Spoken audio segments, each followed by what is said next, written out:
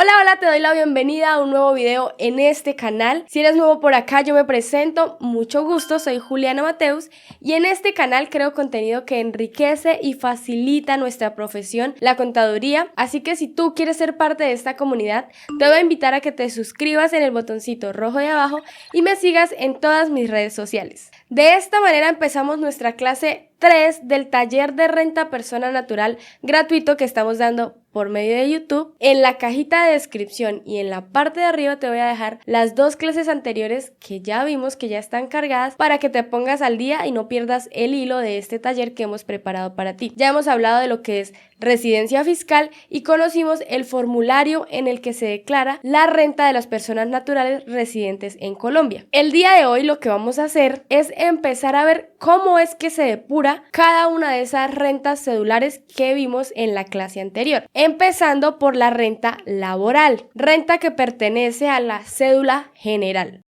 Si no entendiste esto, tienes que ir a ver la clase anterior. Como lo veíamos, el formulario está dividido por varias secciones y una de esas es las rentas laborales y veíamos que se debe hacer una depuración para llegar a una renta líquida ordinaria y eso es lo que vamos a ver hoy con números, no sin antes entrar a revisar cada uno de los conceptos que podemos tomarnos en ese listado de ingresos, de rentas exentas, de deducciones imputables y la normativa y límites que les aplican. Una vez entendamos esto, vamos a hacer un ejercicio con una persona, con un cliente que tiene renta laboral y vamos a hacer todos los pasos que tú deberías hacer para liquidar esta renta. Aquí yo quiero dejar algo muy en claro y es que todo este proceso que nosotros estamos haciendo manualmente, explicándolo por partes, lo podemos hacer por medio de herramientas que están automatizadas. De hecho, yo uso una de ellas, que más adelante en clases futuras les voy a dar mis recomendados. Sin embargo, a veces esas herramientas te generan una alarma, un código rojo, y tú, como contador,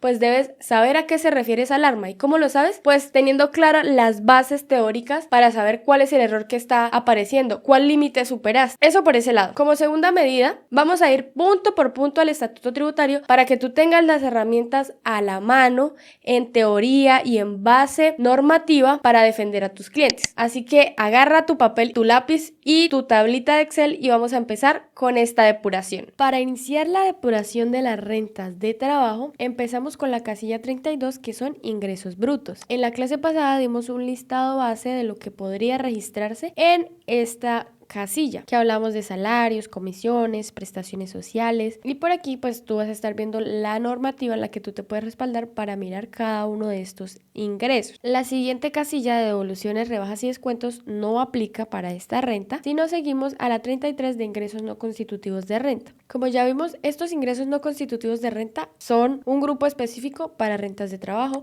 un grupo específico para rentas de honorarios, un grupo específico para rentas de capital y rentas no laborales. Así que ustedes pueden escuchar el término de ingresos no constitutivos de renta, pero el listado que tenemos acá no va a ser el mismo que tenemos en honorarios. Para temas de rentas laborales podríamos aplicar los siguientes: apoyos económicos no reembolsables o condonados que entregó el Estado en una relación laboral y que hayan sido utilizados, ojo, para financiar programas educativos. Esto lo estipula el artículo 46 del Estatuto Tributario. Entonces, lo primero que debemos considerar acá es que si el apoyo fue recibido por una persona particular y no por el Estado o recursos públicos, no aplica este descuento, no aplica que sea ingreso no constitutivo de renta. Para esta renta también hablamos de que no son constitutivos de renta ni ganancia ocasional los aportes obligatorios a fondos de pensiones. Pero esto se divide en dos. Se reglamenta en un solo artículo, que es el artículo 55 del Estatuto Tributario, pero se divide en dos porque en Colombia tú puedes hacer tu aporte a pensiones en dos maneras, digámoslo así. La primera,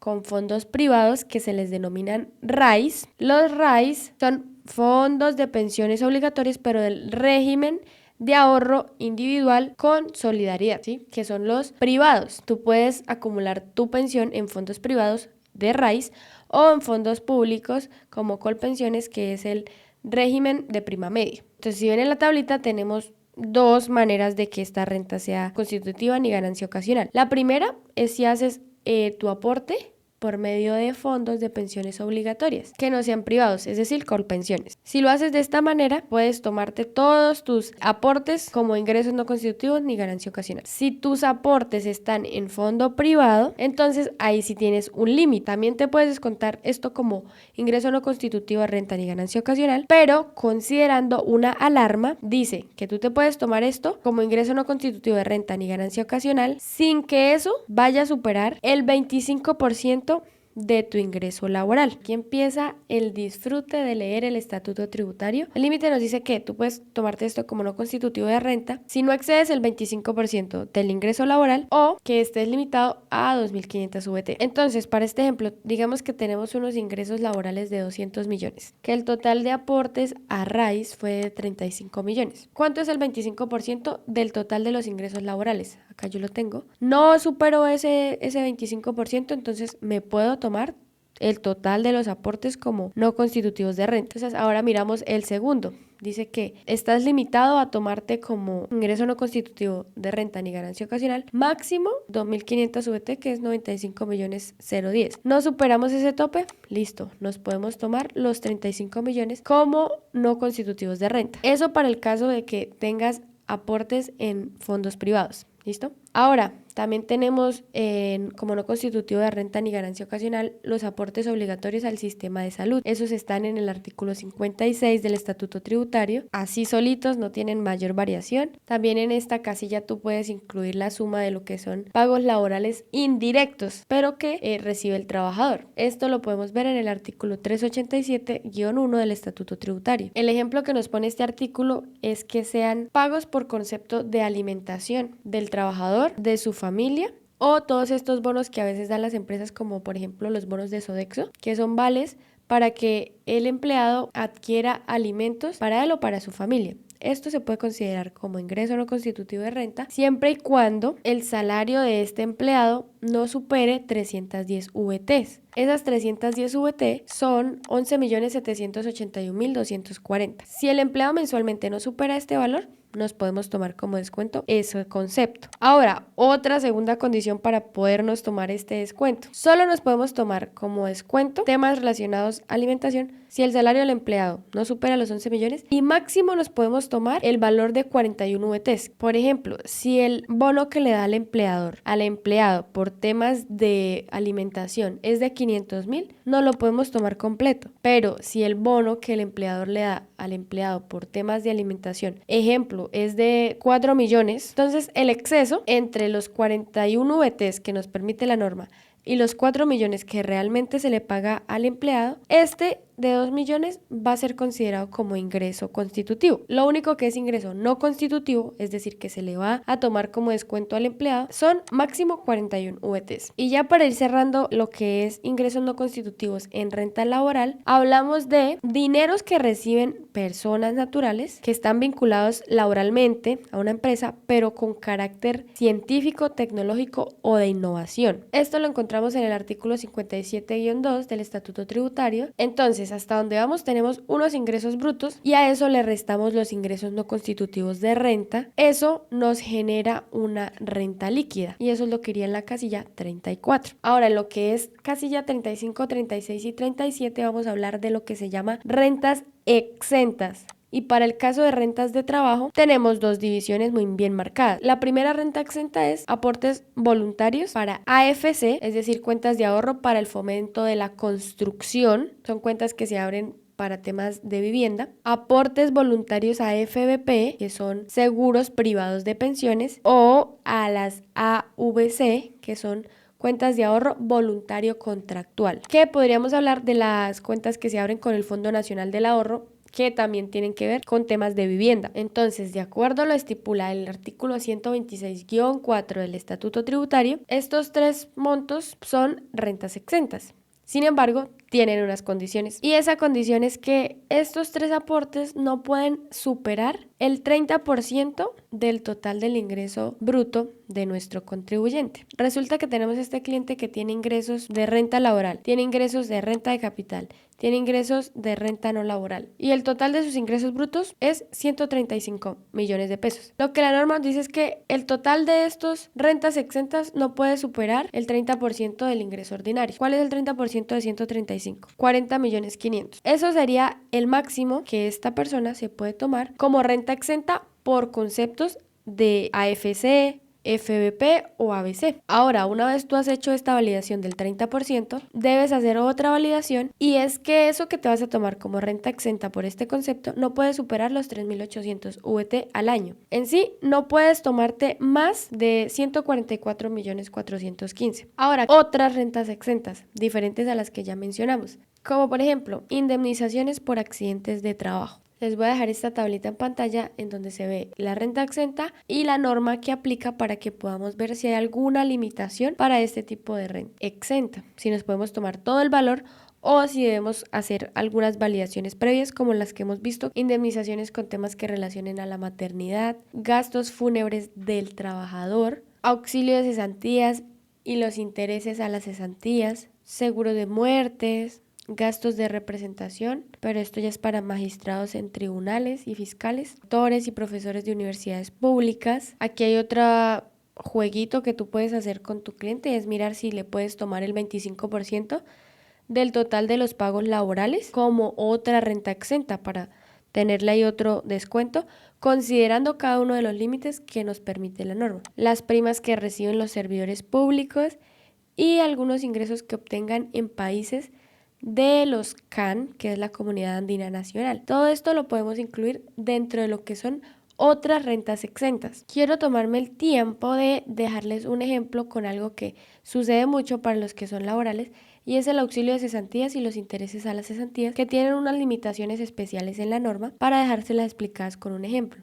De acuerdo al numeral 4 del artículo 206 del Estatuto Tributario, para tomarnos ese auxilio de cesantías e intereses como renta exenta, debemos considerar que el ingreso mensual del empleado promedio en los últimos 6 meses no puede exceder 150 VTs, o sea 13.301.400. Si el empleado no supera esos 350 promedio mensual, nos podemos tomar ese auxilio y esos intereses sobre cesantías. Si lo supera, entonces debemos mirar esta tablita y hacer los cálculos. Por ejemplo, si un empleado devenga un salario promedio de 8 millones en los últimos 6 meses, eso quiere decir que su salario, los 8 millones dividido en el valor de la VT, nos da 210 VT mensuales. No supera las 350. Eso quiere decir que se puede tomar como renta exenta el 100% que tenga él de auxilio de cesantías. Ahora el salario promedio mensual del empleado es de 30 millones al mes. Eso quiere decir que son 789 VTs. Si miramos la tablita, superamos los 650 VTs y dice que de ahí 0 pollitos como renta exenta. Entonces, ya volviendo al formulario, una vez tú has mirado si tu cliente tiene aportes voluntarios u otras rentas exentas, sacas el total de esas dos rentas exentas y es lo que va en la casilla 37. En el caso de las deducciones imputables, tenemos como las rentas exentas dos opciones. Unas que se llaman intereses de vivienda, que están estipulados en el artículo 119 del Estatuto Tributario, y otras deducciones imputables. Miremos la primera, intereses de vivienda. Por acá en pantalla les voy a dejar una captura para que ustedes vean los límites que se deben considerar a la hora de tomarnos esa deducción imputable por intereses de vivienda. No podemos exceder 1.200 VT en el año, que aterrizándola serían 45 millones. O sea, esos intereses no pueden superar ese monto. Si superan, pues solo te vas a tomar máximo hasta ese valor. Adicionalmente, aplica la limitación del artículo 336 y ojo pues que esta deducción aplica siempre y cuando los intereses que se estén pagando por ese préstamo de vivienda correspondan a una vivienda que esté habitada por el mismo contribuyente. Ahora miremos las otras deducciones imputables, que también tenemos un listado larguito. Los intereses por préstamos educativos del ICETEX, pero esto también tiene sus limitaciones. También se pueden llevar como otras deducciones imputables la medicina prepagada y seguros de salud. También se puede llevar como otras deducciones imputables los dependientes y los gravámenes al movimiento financiero. El caso de los dependientes, tienes un descuento del 10% de los ingresos brutos sin que esto exceda 14.593.000 en el año. Dependiendo de tus ingresos brutos, tú calculas el 10% y si ese 10% no supera estos 14 millones, te puedes tomar eso como una deducción. Ya después hablamos de total de las deducciones imputables, que es la suma de intereses de vivienda y otras deducciones. Esta casilla 41 va a sumar lo que fue las rentas exentas, casilla 37, y deducciones imputables, casilla 40, para que al final lleguemos a la renta líquida ordinaria de esta renta de trabajo, que es la casilla 34, es decir, la renta líquida, menos todo lo que son rentas exentas y deducciones. Así llegamos a la renta líquida ordinaria. Entonces vamos a ver un ejemplo práctico, ahora sí con números. La señora Juliana Mateus, una persona natural que es residente, que es asalariada, nos certificó los siguientes rubros: salarios por 66 millones, bonos que le dio la empresa por 1.450.000, comisiones que le pagaron de 4 millones, reporta prestaciones sociales de 8.250.000, le pagaron cesantías en el periodo e intereses a las cesantías por 660.000. Le consignaron al fondo 5.500.000 de cesantías. Ahora, el empleado aportó a salud 2.800.000, aportó a fondo de pensión 3.500.000. Hizo unas cotizaciones voluntarias al fondo de RAIS de 2 millones. Tiene unos aportes en cuenta AFC de 1 millón. Y en la empresa le hicieron retenciones en la fuente de 660.000. Adicionalmente, tiene unos intereses pagados por préstamos de vivienda de 13.580.000. Tiene unos intereses pagados en el ICETEX por 4.250.000. Su jefe le pagaba unos dineros indirectos por alimentación de 1.450.000 y tiene un hijo dependiente que es menor de 18 años. Para poder liquidar esta renta, nosotros lo primero que vamos a hacer es sumar la totalidad de los ingresos laborales y llevar todo eso a la casilla 32, así como lo estamos viendo en la pantalla. Después empezamos a mirar cuál de la información que él nos compartió puede aplicar para ingreso no constitutivo de renta ni ganancia ocasional, que va a la casilla 33. Aporte de salud tenemos, eso no tiene ninguna limitación, así que no la podemos tomar completa, 2.800.000. Aporte obligatorio a pensión normal, no tiene limitación, no lo podemos tomar completo, 3.500.000. Ahora, el aporte que él sí hizo al fondo voluntario RAIS tiene unas limitaciones. El valor que nos vamos a tomar puede ser máximo el 25% del ingreso laboral y que no supere las 2.500 VT. En nuestro caso, el 25% del ingreso laboral son 22.465.000 y el aporte que él hizo al RAIS es de 2 millones. ¿Lo superamos? No, así que nos podemos tomar todos los 2 millones. También tenemos dentro de ingresos no constitutivos de renta el tema de alimentación. El valor recibido fue 1.450.000, pero la norma tiene dos observaciones que debemos revisar primero. No lo podemos tomar completo solo si el salario del trabajador no supera las 310 VT, que eran 11.781.000. El salario de nuestro empleado es 153 VTs, o sea, 5.814.612. Hasta ahí nos podemos tomar el valor completo. La otra observación que nos hace la norma es que ese pago por concepto de alimentación sea inferior o igual a 41 VT mensuales o 492 VT anuales, que convertido nos da 18.697. En ambos casos no superamos los topes, así que nos podemos tomar el 1.450.000 como ingreso no constitutivo de renta. Y la suma de esos conceptos, pues los llevamos a la casilla 33. Eso nos da 9.750.000. Paso número 3. Determinar ahora sí la renta líquida, que es la diferencia entre los ingresos brutos menos los ingresos no constitutivos de renta. Hasta ahí vamos en 80.110.000. Paso 4. Identifiquemos si tenemos alguna renta exenta por aportes voluntarios a AFC, FVP, ABC, y de acuerdo a la información que veíamos, nuestro empleado hacía aportes a una cuenta de AFC por 1 millón de pesos. Ahora lo que entramos a mirar es si nos podemos tomar el millón completo o solo una partecita. ¿Cómo lo hacemos? Teniendo en cuenta las dos limitaciones. Primera, hasta el 30% del ingreso laboral. El 30% del ingreso laboral es 26.958.000. ¿Superamos el monto? No lo superamos. Nos podemos tomar el millón de pesos. La segunda consideración es que no podemos superar 3.800 VT, o sea, 144.415.200. No lo superamos, así que estamos todavía por debajo de ese valor, nos podemos tomar el millón completo. Ese lo llevaríamos a la casilla 35 de rentas exentas. Y entramos a la sección de deducciones imputables. En nuestro caso, nuestro cliente tenía intereses por préstamos de vivienda, intereses pagados al ICETEX y dependientes económicos. Por acá tenemos los límites que nos presenta la normativa y el valor pagado. En el caso de los intereses por préstamos de vivienda, no superamos el límite, así que no lo podemos tomar completo como una deducción imputable. Los intereses pagados al ICETEX superamos el tope, así que lo único que nos podemos tomar son los 100 VTs, que son 3.800.400. En el caso de los dependientes económicos, no superamos el límite de 14 millones, así que nos podemos tomar los 8.986.000 como una deducción imputable. Con esto damos que la casilla 40 de total de deducciones imputables, 26.366.400 pesos. Aquí quiero dar paso a una recomendación y es que, pero es muy personal, ustedes si quieren lo hacen, si no quieren pues no, y es que primero identifiquemos las rentas exentas relacionadas a aportes voluntarios, es decir, la casilla 35, y de ahí nos saltemos a identificar las deducciones imputables. Una vez tengamos eso, ahí sí nos vamos a las otras rentas exentas.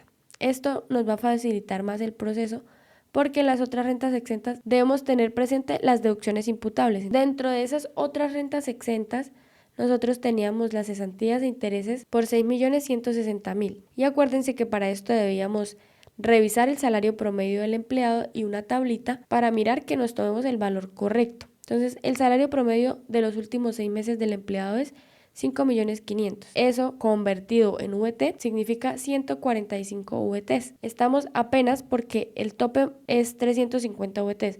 No nos pasamos de las 350 VTs, así que nos podemos tomar como otra renta exenta el total de los cesantías intereses de 6.160.000. Teníamos un concepto por 4 millones de pesos, retiró cesantías de 2015 y el numeral 4 del artículo 106 del Estatuto Tributario nos hace la mención de que también debemos sacar el salario promedio y mirar nuestra tablita a ver hasta qué punto nos podemos tomar eso como renta exenta, que aplica el mismo caso del punto anterior.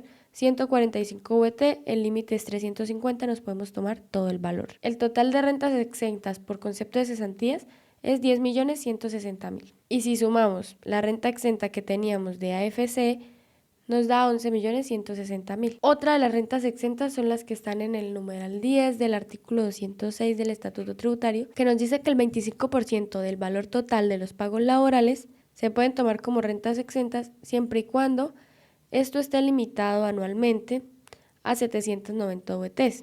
Y esto únicamente lo podemos hacer una vez tengamos los pagos laborales recibidos por el empleador, ingresos no constitutivos de renta ni ganancia ocasional, deducciones y demás rentas exentas. O sea, esta renta exenta del 25% es la última que sacamos. Y lo hacemos de la siguiente manera. Ingresos brutos del empleado menos ingresos no constitutivos de renta. Llegamos a renta líquida. A eso le descontamos la casilla 40, que son deducciones las imputables, le restamos las rentas exentas que tenemos hasta el momento y eso nos da una base para el cálculo de la renta exenta laboral del 25%. En este caso, 42.583.600. Ahora, le aplicamos el 25% a esos 42 millones, nos da 10.645.900. ¿Qué dice la norma? Este límite va a ser hasta 2.880 VTs. Es decir, tú te puedes tomar ese 25% siempre y cuando no superes 109.451.520 pesos. Como no lo superamos, ahí tienes 10 millones para tomarte como renta exenta que te permite fácilmente el estatuto tributario. Ahora, listo, ya tenemos muy bonitas nuestras casillitas de rentas exentas y deducciones imputables, pero ahora tenemos que entrar a mirar los límites que nos establece el artículo 336 del Estatuto Tributario. Este artículo nos dice que esas rentas exentas y las deducciones imputables no pueden exceder el 40% de ingresos brutos menos ingresos no constitutivos de renta menos devoluciones y descuentos de esa cédula. Para esto hay una renta exenta que no aplica dentro del artículo 336, que es la de cesantías de 2016 y anteriores, retiradas en 2022. Entonces, para poder hacer la validación de este 40%, lo que miramos es restar esa partecita que no aplica para esta liquidación de los 4 millones. Ahí llegamos a 76.110.000 como base para calcular ese 40% del que nos habla el artículo 336. Aplicamos el 40%, nos da 30.444.000, que el total de nuestras rentas exentas y deducciones imputables no puede superar los 30.444.000. Este 40% no puede superar los 5.040 VTs, que son 191 millones. Aquí se escoge el valor menor de las limitaciones, o sea, ¿cuál es el que me permite tomarme menos? En este caso, el que me permitiría tomarme menos es el cálculo del 40%, que son 30 millones. Ese es el que nosotros vamos a tomar. Y ahora le sumamos ese pedacito de renta que no está sometida al artículo 336 de acuerdo al inciso 3 y nos da un límite de rentas exentas y deducciones de 34.444.000. Nosotros teníamos como rentas exentas y deducciones imputables más de 48 millones. Ahora, de acuerdo a esta limitación del artículo 336, solo nos podemos tomar 34 millones. Ahora con esto ya podemos llegar a la renta líquida ordinaria, la cual extraemos de tomar ingresos brutos por rentas de trabajo, casilla 32, restarle los ingresos no constitutivos de renta, casilla 33, restarle las rentas exentas y deducciones imputables limitadas, casilla 41, y llegamos a la renta líquida ordinaria de ese ejercicio, que es casilla 42 por 45.666. De manera que para repasar los pasos hablamos de que lo primero es sumar la totalidad de los ingresos, revisando que cada uno de estos ingresos esté soportado. Segundo, entramos a mirar los ingresos no constitutivos de renta ni ganancia ocasional, cada uno con sus limitaciones. Tercero, entramos a mirar las rentas exentas, pero solo las que sean de aportes a cuentas AFC. Después nos saltamos a las deducciones imputables y volvemos, si quieren seguir mi consejo, a las otras rentas exentas. Dentro de las rentas exentas, la última que vamos a calcular es la del numeral 10 del artículo 206 del Estatuto Tributario, que es el 25%. Después vamos a hacer la determinación de cuáles de todas esas rentas exentas y deducciones imputables que calculamos están sometidas al límite del artículo 336 del Estatuto Tributario. Y ya después de eso podemos llegar a determinar la renta líquida ordinaria. Y bueno, así terminamos con el video del día de hoy. Espero que esta clase haya sido muy productiva para ti. Como en todas las clases, te quiero invitar a que por favor compartas este contenido con todas las personas a las que crees que les va a enriquecer, que les va a ayudar en su proceso formativo y sobre todo que nos puedas dejar un comentario sobre cómo te ha parecido este taller. Y por supuesto, quiero verte aquí en todas las clases que vienen porque tenemos mucho más contenido para ti. En nuestro siguiente video vamos a ver cómo es la liquidación de la renta por honorarios, seguido de la de capital y seguido de las rentas no laborales.